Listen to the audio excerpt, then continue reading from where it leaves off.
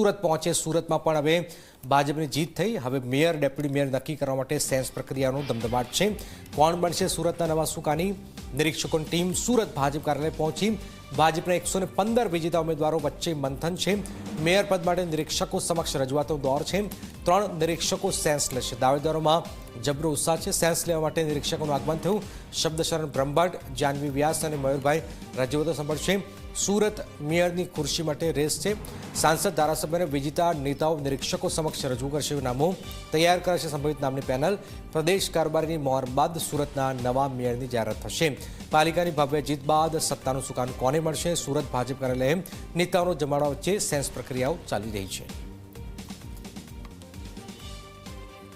સ્થાનિક સ્વરાજની ચૂંટણીને લઈને ભાજપ દ્વારા સુરત મહાનગરપાલિકાની જે 115 બેઠકો છે તેમાં કબજો કરવામાં આવ્યો છે અને ખાસ કરીને આપ જોઈ શકો છો જે મેયર, ડેપ્યુટી મેયર, સ્થાયી સમિતિ અધ્યક્ષ અને શાસક પક્ષના નેતા માટે સેન્સ લેવાની પ્રક્રિયા હાથ ધરવામાં આવનાર છે। ત્યારે આપ જોઈ શકો છો જે તમામ જે ઉમેદવારો છે તે વન બાય વન આવી રહ્યા છે અને નિરીક્ષકો તમામ લોકોને સાંભળી રહ્યા છે। આપણી સાથે સુરત શહેરના પ્રમુખ જોડાયા છે। પરેશભાઈ, આજે સેન્સ લેવાની પ્રક્રિયા હાથ ધરવામાં આવશે, શું છે વિગત?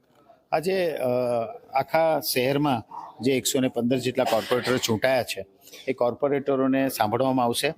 ઉપરાંત જે કંઈ અમારી સંગઠનના મિત્રો છે એમને સાંભળવામાં આવશે, ધારાસભ્યશ્રીને સાંભળવામાં આવશે, સાંસદને સાંભળવામાં આવશે અને એમને સાંભળ્યા પછી એક રિપોર્ટ તૈયાર થશે અને રિપોર્ટનો આધાર લઈને અમારી મુખ્ય સંકલન જે સ્ટેટમાં ગુજરાત સરકારની અમારા માનનીય પ્રદેશ અધ્યક્ષ ની હાજરીમાં એક એમની સાથેની ટીમ સાથેની ચર્ચા બાદ એમાં નિર્ણય લેવામાં આવશે। કોઈ ક્રાઇટેરિયા છે મેયર પદ માટે? ના, એવું કોઈ ક્રાઇટેરિયા નથી। બેઝિકલી પણ જોવાશે કે ભાઈ જે કઈ રીતે આખા શહેરને આજે 11-11.5 કરોડના બજેટ ધરાવતું શહેર હોય એના મેયર, એના સ્ટેન્ડિંગ કમિટીના ચેરમેન, શાસક પક્ષના નેતા, એના સ્પીકર, આ બધા જ વ્યવસ્થિત હોય જેથી કરીને અને આ વખતે બીજો વાત એ પણ છે કે વિરોધ પક્ષ છે જ નહીં તો એ સંજોગોમાં સુરત શહેરનો વિકાસ સારામાં સારી રીતે કેવી રીતે કરી શકીએ એના માટેની તૈયારીના ભાગરૂપે આજની આ મિટિંગ છે।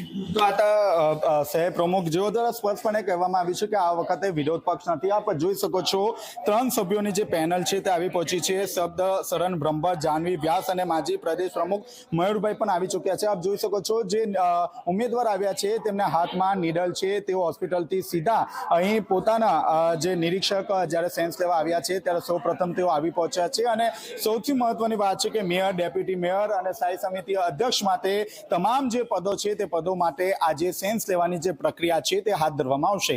કેમેરામેન વિજય બેસાણા સાથે ચેતન પટેલ, ઝી મીડિયા, સુરત।